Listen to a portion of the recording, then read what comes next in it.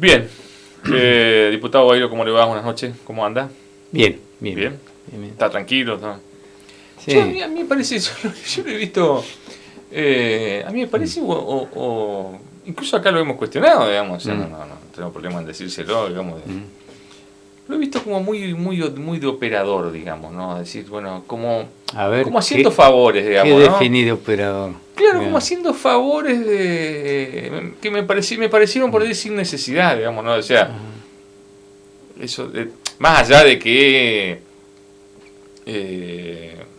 supongamos el tema de los fueros el desafuero de Olivarri, que me parece que había todo un mecanismo y saliste a anticipar de la decisión. Yo no sé si era necesario, digamos, ¿no? Debo ser franco, lo hablé con el periodista, fue una charla amistosa con el periodista. O sea, una tradición del periodista.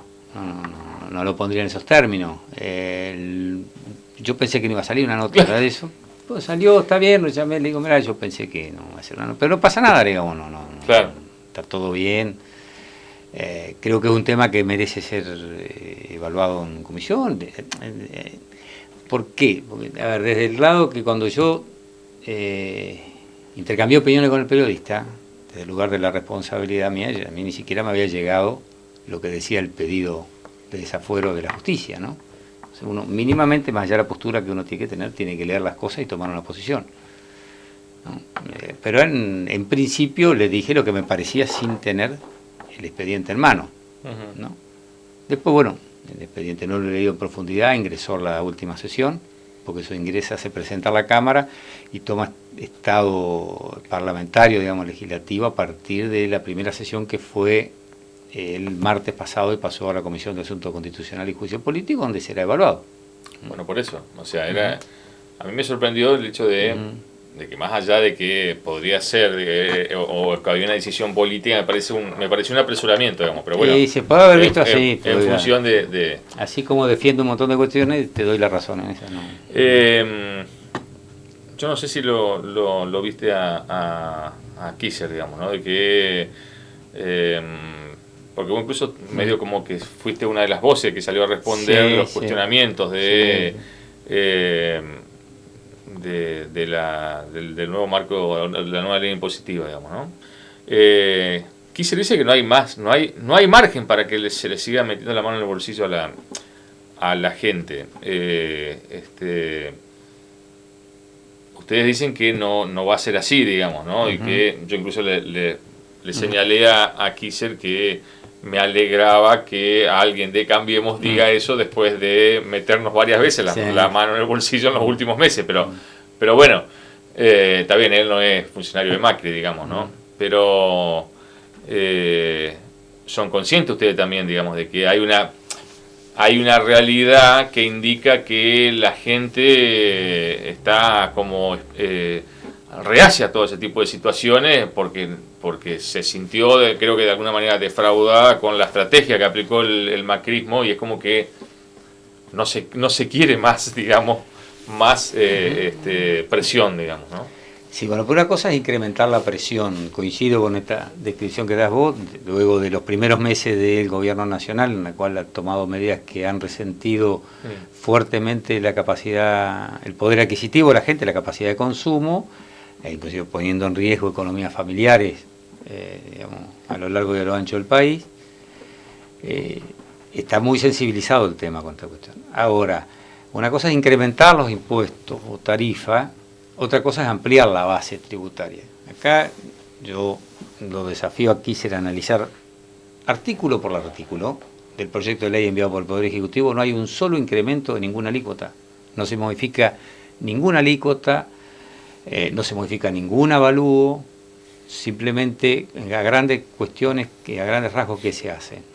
Faculta a ATER, a la administradora provincial, a firmar convenio con los municipios para así tomar desde la base catastral que tienen los municipios, la información catastral que tienen de las mejoras que se hacen en los domicilios particulares, de los metros cuadrados que se construyen y se regularizan en los municipios, que esa regularización tomada en el municipio ya pueda ser tomada por la provincia, por ATER, para determinar el nuevo cálculo del impuesto, pero en base a una mejora en los metros cuadrados que construye una persona. Todos sabemos que los metros cuadrados construido, digamos, elevan el impuesto.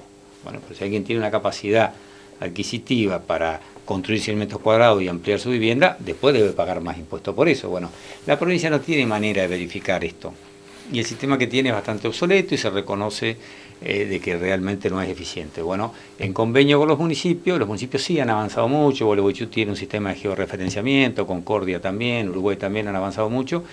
Y están mucho más sincerados los catastros municipales. Bueno, tomar la información de los catastros municipales para que eso pueda ser tomado como base para el catastro provincial y devengar el impuesto a partir de ahí. Eso no es incrementar, eso es ampliar, en todo caso, es una cuestión de equidad, aquellos que deberían pagar. Estaba viendo que Graneto dijo que la iniciativa busca cercenar algunos espacios que dan lugar a situaciones de evasión o elusión y negó que se trata de un impuestazo, digamos, ¿no? Claro, es alguien que está eludiendo el impuesto o evadiendo, se fija el mecanismo, porque no puede la provincia, a un cuerpo de inspectores salir a verificar casa por casa a lo largo de lo ancho de la provincia. Entonces, pero más allá de esto, digamos, porque no me lo supo responder Kisser,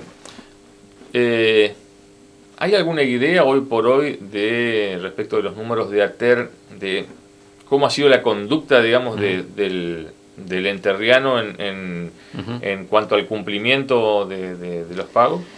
Se ha caído no se ha caído, vamos en términos... Porque como la gente empieza a decir, bueno, esto sí, esto no. El tema de ATER es que el principal impuesto que se recauda es por ingreso bruto. Ingreso bruto es declarativo de la actividad económica. Digamos, si yo vendo más, pago más, y si vendo menos, pago menos, porque siempre es el 4,5%, el 4%, depende de lo que sea la alícuota. Y lo que se nota en ATER es que el incremento interanual anda alrededor del 27%, 26%, cuando el incremento de los costos de funcionamiento del Estado anda alrededor del 40%.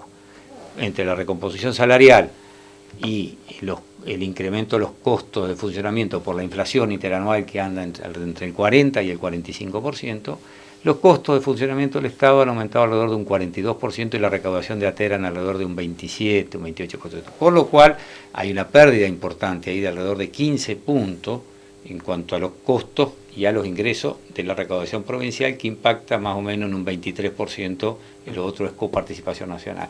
Pero la coparticipación nacional se está comportando de la misma manera, ¿no? Está en un incremento interanual de un 27, un 28%, y los costos están en alrededor de un 42, 43%. Entonces, en términos relativos, hay una pérdida, ¿sí?, de ingresos de parte de la provincia. ¿Esto cómo se viene paliando? Bueno, un poco con el 3%, el 6% para este año, el 3% retroactivo del 31 de julio al 1 de enero, del pacto que firmaron, el acuerdo Nación-Provincia que firmaron a partir de, digamos, lo firmaron ya a mediados de junio, que es a partir de la devolución del 15%, es un 6% para este año, más un 3%, es un 3% para este año, perdón, más un 6% en un crédito que fija la ANSES, la moratoria, porque la moratoria no la podemos poner como un ingreso corriente. Dijo Kisser que fue importante, digamos. Sí, cuando uno va al ingreso a la moratoria, el interanual anda a los 40 y algo por ciento, 45%, pero la moratoria se terminó el mes pasado.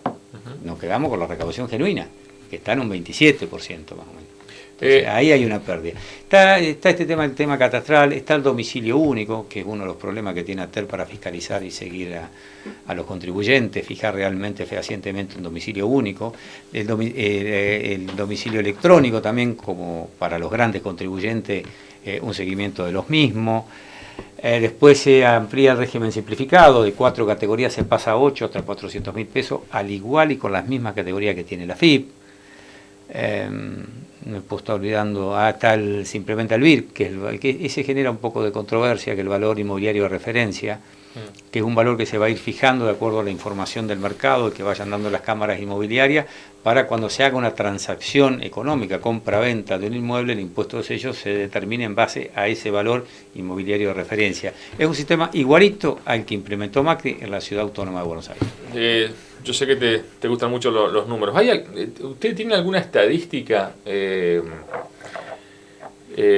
Entre Ríos en lo que va del año? Decir, bueno, ¿cuántos negocios dejaron de existir y cuánta gente perdió su trabajo o no? No está manejando eso. No, quizás esté la información. Quizás esté como dato. Porque uno nota eso. Uno va caminando por las calles de las principales ciudades y va viendo, digamos, de que en cada cuadra y hay de mínimo, hay un local que ya no está, ¿no? Sí. Me refiero al tema de comercio, digamos, ¿no? Que es, evidentemente se ha sentido mucho, digamos, en ese sector, ¿no? Lo otro... eso más la pérdida, bueno, es consecuencia, digamos, del incremento.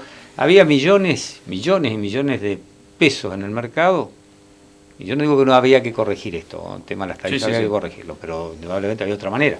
Pero había millones de pesos que iban todos los meses al mercado al consumo. De un día para el otro, por un tarifazo fenomenal del gobierno nacional, esos millones de pesos de millones de hogares pasaron a 4 empresas. Gas, luz, agua, esa tarifa, y concentraron ahí y salieron del mercado. Digamos, no hay que ser... Quise decir de que hasta hoy van ingresando a la provincia desde la nación algo así como 1.900 millones de pesos. ¿Es así? Es y no en función, digamos, del descalabro financiero que quedó la provincia. Lo que hay ingresado a la provincia, tenemos que distinguir dos adelantos de distintas características. Hay adelantos que se dan todos los meses de 300 millones de pesos que se descuentan dentro del mismo mes. Claro, que son como adelanto. Como adelanto se lo dan del 1 al 10 para poder ajustar el cronograma de sueldo, y del 15 al 30 se lo descuenta la nación. Lo único que han dado, que no se ha descontado dentro del mes, pero que ya hay decretos exigiendo la devolución de los mismos al 30 de noviembre, son 900 millones de pesos. No es cierto que son 1.900 como dice Kisser. Quizás cuando uno suma los que han dado y se han devuelto dentro del mes, quizás se llegue a 1.900. Yo no digo que no. Pero se han devuelto 1.000. Porque hoy, el jueves a la noche, yo estuve en una reunión de gabinete donde el ministro de Economía dio un detalle pormenorizado de esto. Hoy, en las sumas y saldos de los adelantos, lo que han descontado y todo lo demás, son 900 millones de pesos que tienen como fecha de vencimiento el 30 de noviembre. Digamos, el 31 de diciembre la cuenta es cero. Y esto hacen con toda la provincia y se hizo siempre, digamos. Ese es el otro punto que cuestionaba Kisser, ¿no? Decir, bueno, el tema de los vencimientos que hay. Dice que, hay vencimientos por miles de millones, digamos, ¿no? Pero digamos, 4.000 millones, una cosa así. Bueno, ¿por qué el gobierno nacional pidió a la legislatura y está gestionando ante el gobierno nacional la emisión de un bono, un título, la emisión de una letra, lo que fuera, la herramienta financiera que encontrara en el mercado internacional de financiamiento, por hasta 647 millones de dólares? Hasta 647 millones. Se licitarán, habrá que ver cuántos oferentes hay en el mercado que ofrezcan hasta 647 millones de dólares y a ver a qué tasa. ¿Cuál va a ser el destino de esos 647 millones de dólares, que de ahí salen los 103 para los municipios, para obras? La refinanciación de la deuda. Uno de los problemas que tiene Entre Ríos es que tiene en su déficit de alrededor de 4.500, 5.000 millones al año, tiene un 50% de ese déficit que es vencimiento de deuda, no es un déficit genuino corriente, sino es vencimiento de deuda. Porque la deuda vence, digamos, de manera muy importante los próximos 2-3 años. ¿Cuál es la estrategia financiera? Es cancelar esa deuda de corto plazo y ponerla en el mediano plazo, a 10-12 años. Eso descomprime las cuentas públicas de la provincia. Eso, más la lenta recomposición del 15%, ¿no? Que son alrededor de 2.000 millones más por año, 1.300 en este año, y van a ir sumando así sucesivamente. Más algo que dijo Kisser, que es el reconocimiento de parte del déficit de la caja de jubilaciones, es una ingeniería financiera que ha desarrollado el gobernador Bordet con su equipo del Ministerio de Economía, que la verdad le da cierta solvencia y previsibilidad a las cuentas públicas para los próximos 2 años, siempre y cuando no se caiga la economía. Polémico lo que planteó Kisser respecto de la caja de jubilaciones, ¿eh? Es un tema... Eso no lo escuché. Y habló de, digamos, de comenzar a debatir algunas cuestiones, digamos, dijo de sacar a la policía al retirado policial de la estructura de la caja de jubilaciones y que se pague a través de una caja específica para eso. Habló de rever el tema de ama de casa, digamos, habló de empezar a debatir, digamos, empezar a debatir el tema de la caja de jubilaciones, pero en serio, digamos, de que generar un debate en serio. Yo tengo otro concepto. Para mí el Estado es uno solo. El Estado con sus rentas generales, con sus fondos específicos y con la caja de jubilaciones. La caja de jubilaciones es una parte importante de toda la estructura del Estado. No, perdón, y me olvidé, habló de una auditoría que hizo la ANSES, sí. que dice no sabemos el resultado, digamos. El parte de la auditoría, la pidió la provincia a la auditoría, para que le reconozcan el déficit. Claro. Que explicó, que eso sí lo alcancé a escuchar, que explicó él. Para volver a la idea anterior, yo soy parte de la idea de que el Estado es uno solo. Ahora resulta que porque la caja es deficitaria y cuántas otras áreas del Estado también son deficitarias y no andamos cortándole la cabeza. Si la caja es deficitaria, veamos cómo en el paquete integral de ingresos y egresos del Estado también sostenemos a la caja como una decisión política y no le hacemos pagar el pato a los jubilados de esto.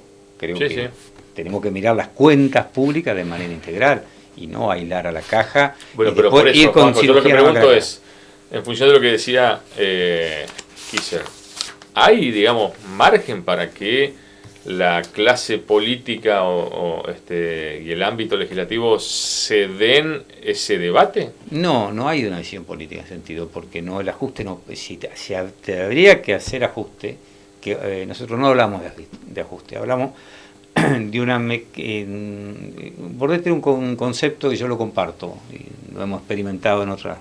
Yo lo he experimentado en otras experiencias, la actividad privada y la pública, salvando las enormes diferencias. No hay soluciones mágicas a esto.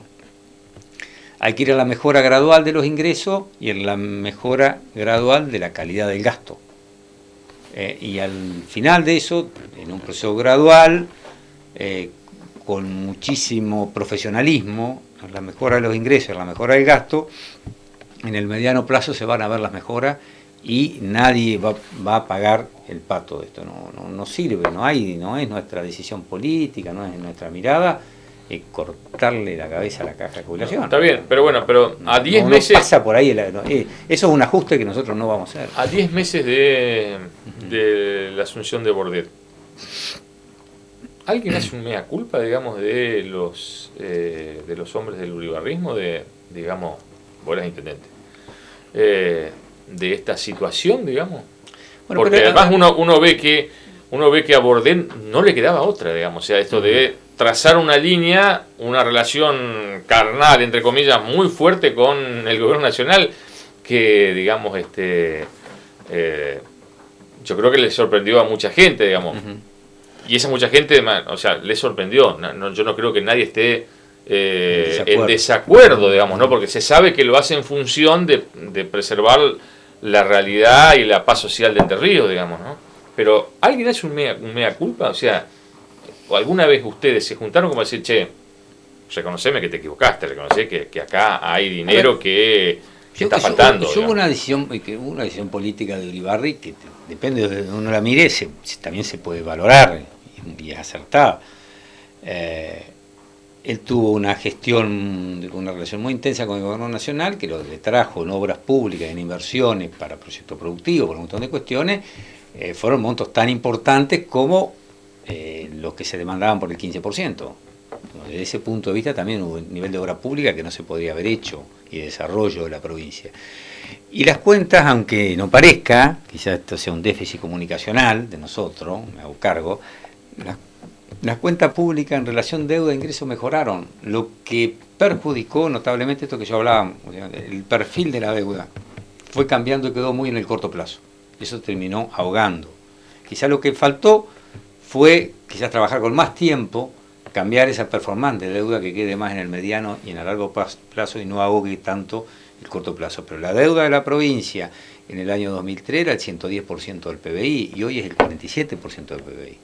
En términos de recursos y de presupuesto, en términos de recursos y de presupuesto, la relación mejoró. Lo que se agravó fue el corto plazo. Bueno, habrá que solucionar eso. No, y en el medio también,